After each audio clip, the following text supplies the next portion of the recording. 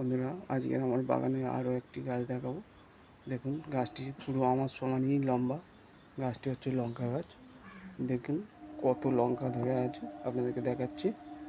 দেখুন লঙ্কাগুলো কি সাইড, লঙ্কাগুলো থোকো থোকো এইভাবে হয়ে থাকে। লঙ্কাগুলো প্রচুর ঝাল। এই লঙ্কা বাজারে খুবই কম দেখতে পাওয়া যায়, আর লঙ্কা আপনার পিস দরে বিক্রি হয়। 3 টাকা পিস। 100 পিসের দাম এসে দাঁড়ায় 300 টাকা। আর এই গাছ সারা বছর ফল দেয়। গাছ আপনার মিনিমাম 3 বছর থেকে 4 বছর এই গাছ থাকে।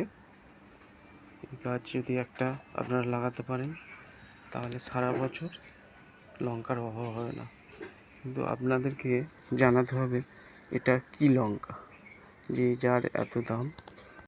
বন্ধুরা, আপনারা কমেন্ট করে আমাকে জানান যে এটা কী লঙ্কা আর এর দাম কেন এতই বেশি। বন্ধুরা, যদি ভিডিওটি ভালো লেগে থাকে একটি লাইক, কমেন্ট আর শেয়ার করে দেবেন।